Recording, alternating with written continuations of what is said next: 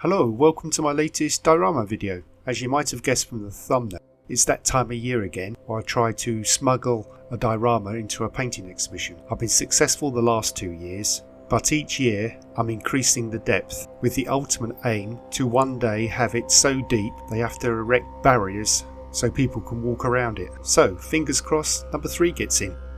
The starting point to this project is to laser cut the main shape of the shop with its weird shaped windows. I've cut this out of 3mm plywood.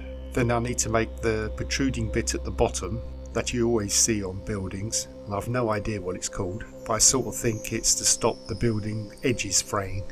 It's a simple job to make it out of strips of balsa, and for some reason I glue the balsa to the plywood with tacky glue and balsa to balsa with balsa cement. Super glue would have worked, PVA would have worked, as the end result is under no stress apart from holding its own weight up, and as it's balsa, that's next to nothing.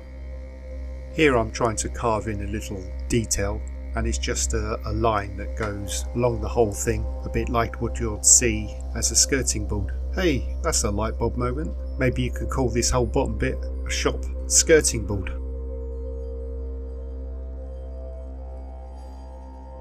I thought long and hard how I was going to make all the organic vine-like structure all over the shop front.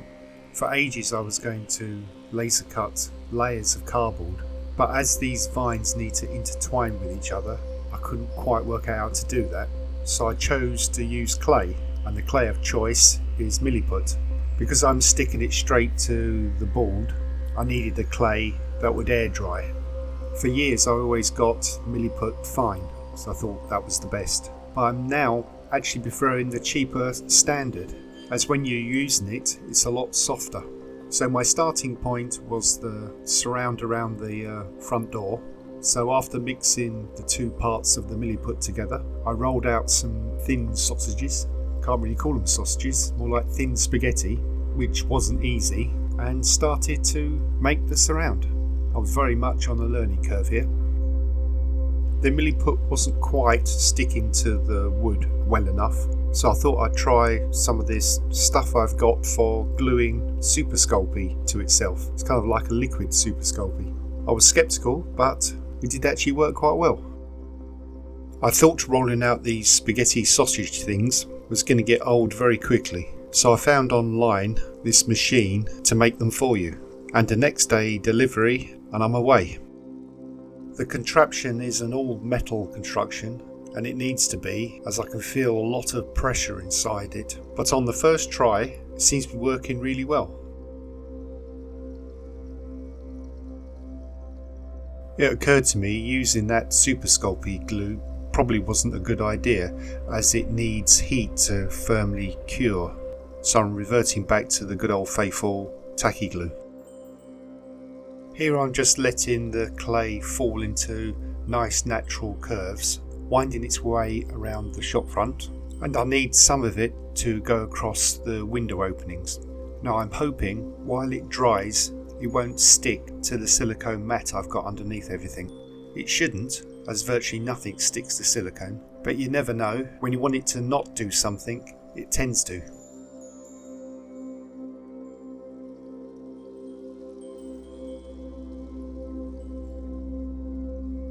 It's now going to be a large amount of rinse and repeat, so good opportunity for a bit of a time lapse.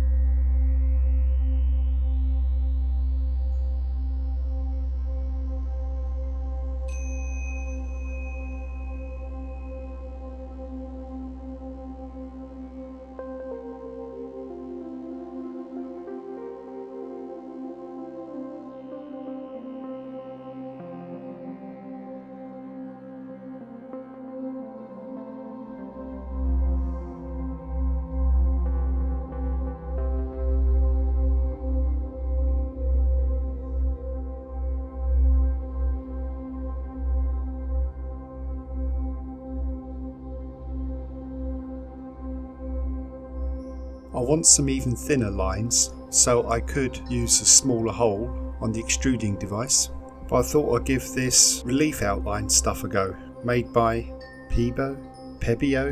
No idea. Anyone out there knows how to pronounce it? So anyway, let's give it a go and see what happens.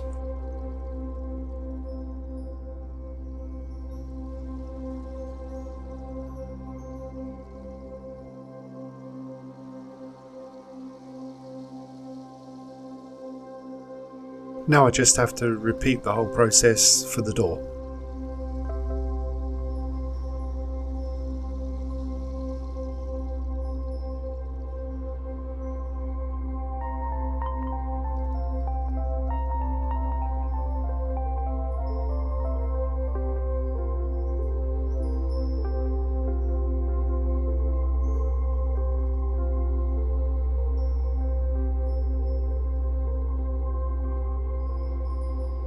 With all the modelling done, it's time to paint, and I first give the whole thing a spray with good old Halford's yellow filler primer. For those outside the UK, Halford's is a chain of car parts and accessories and push bikes, and they do a good range of spray paints at very reasonable price.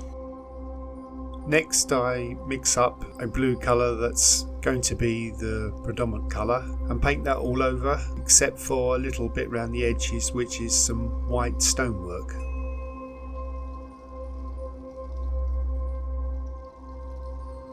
As you can probably see, I'm using very thick acrylic paint. This is because I not only want to cover well, but also give a good protection to the potentially delicate clay work. Although to be fair, the clay parts do seem to be pretty tough, but I don't want to put it to the test.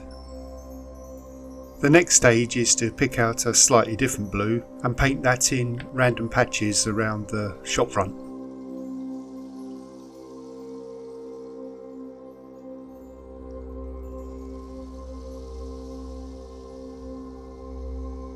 I've now decided that it might be a good idea to colour the vines in something other than blue, so I've gone for a sort of beige colour.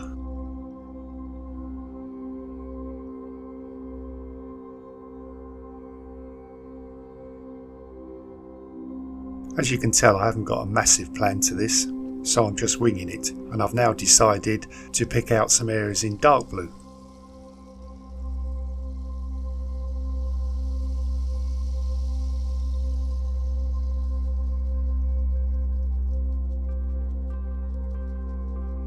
And then back again with some light blue, all the time assessing the overall look and seeing what adjustments are needed.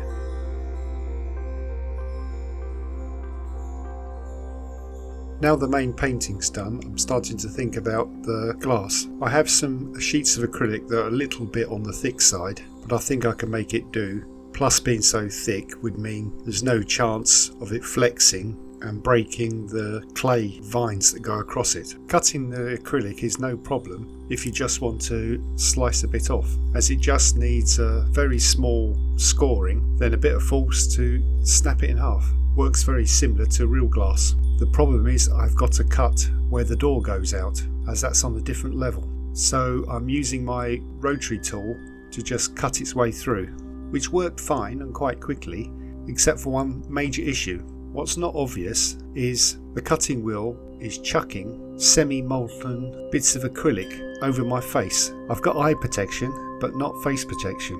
But hey, what's a little pain when you're modelling making? A quick scratch up of the surface of the acrylic, and I glue it in place on the back with some tacky glue. Doesn't have to be pretty, this side will never be seen again. I've decided to add an extra layer and add the edge of a tree coming over the front of the shop. The method I'm using I showed in greater detail on my last video of the time machine, so I'll just do a brief run through of what I'm doing. The starting point is laser cutting some end branches and leaves, and that's cutting 0.005mm stainless steel shim stock. Would be nice to go a bit thicker, but that's the limit of my laser cutter. You then can glue some bendy florist wire onto this branch end and then gather it all into clusters and generally bend it around to make a tree branch. kind of shape. Then I just need to mix up some 2-part milliput and use that to make the main branch of the tree fragment. A very simple paint job and the tree branch is done. Now I just need to work out how I'm going to attach it in the frame. I don't want the sides of the box frame to be obvious, so I'm just giving it all a matte black paint over. The last thing to do on the shop front is to glue on the little sign I also laser cut out of the stainless steel shim stock, and then back to the relief outliner to put in all the fine detail, particularly over all the glazed areas. And this is why I chose a gold coloured relief outliner, as I didn't fancy having to paint all the thin lines, especially over the glass after the fact. This should just be simple, squirt it all over, job done.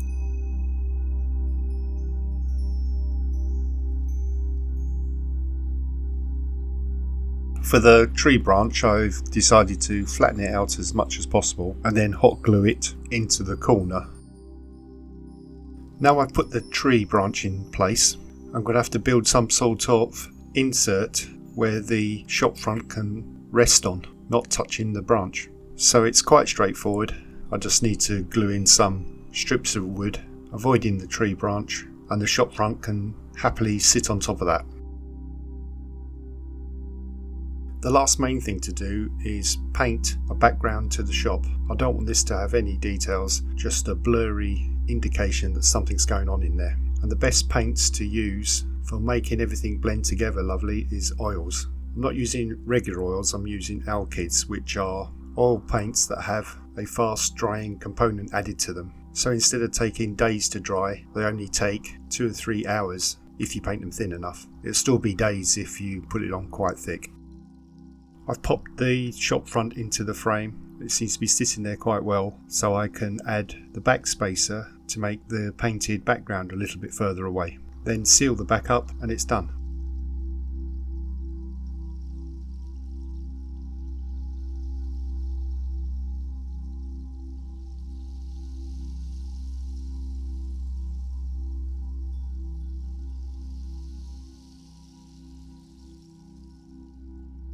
And success! Kapla! The diorama is hanging in the exhibition. So next year we go deeper. Watch this space.